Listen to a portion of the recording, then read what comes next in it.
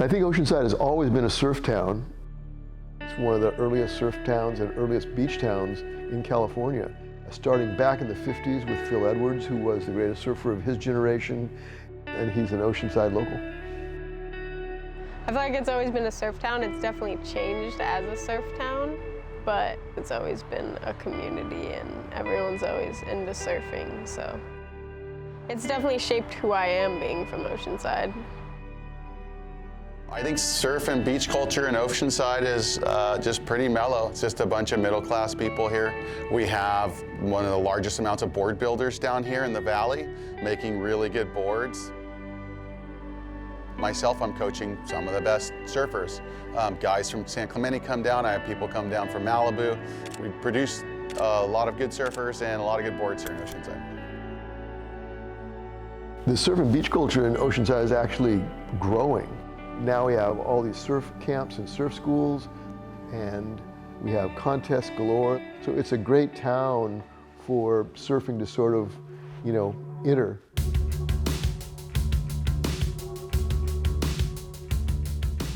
So we have a really cool event coming up, the USA Surfing Championships, and you will have the best amateur surfers there, men and women, and you'll also have some adaptive surfers, and then some of the best longboarders as well. And it's a chance for these surfers to put on a jersey and to go out and give it their best effort. I think US Champs has contributed to my surfing because it's always just been like something to work towards, so it's just a reason to try harder in contests.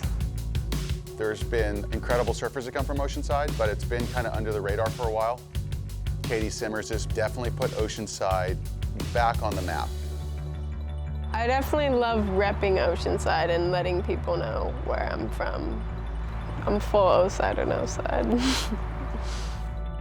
My favorite thing about Oceanside is the community that I've kind of grown up surfing with and just getting to know everyone, the surf community here.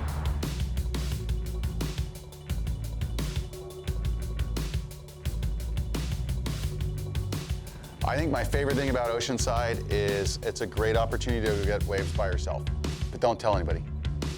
Nah, there's no secret spots at Oceanside, man. You can drive to all of them, but the spot I always end up going to is the first jetty. My favorite thing about Oceanside is that it just has so many different things that you can do. Obviously, the surf is really good. The people are really welcoming. You've got breweries. You've got great restaurants.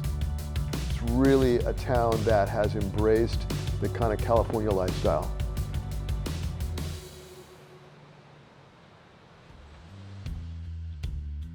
We're in the middle of the California Surf Museum. This is our permanent collection that sort of tells the history of surfing through surfboards. Lifesaving from the very beginning has always used surfboards to paddle out to get people, no matter whether it's in a surfing zone or just plain tourists. There's a lot of people that come to the beach that aren't aware of the dangers of the ocean. A surfer has to step up and do it. Surfers are the first on scene. They're the first chance at anybody to survive, so it's good for surfers to maybe take a first aid CPR class, and if you see somebody in need or somebody in trouble, kind of know how to be able to help people in the ocean.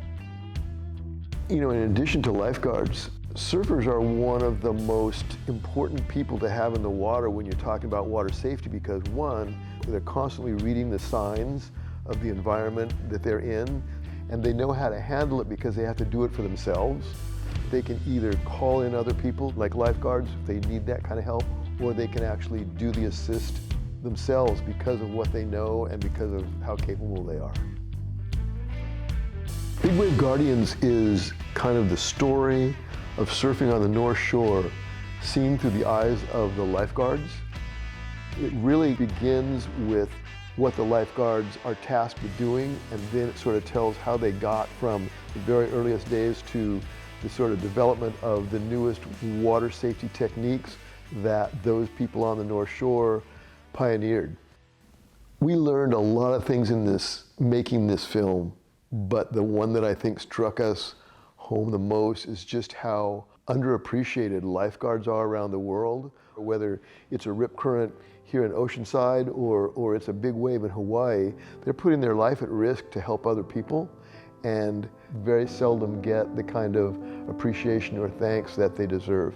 So it's really a tribute to the quality and the service and self-sacrifice that lifeguards do everywhere.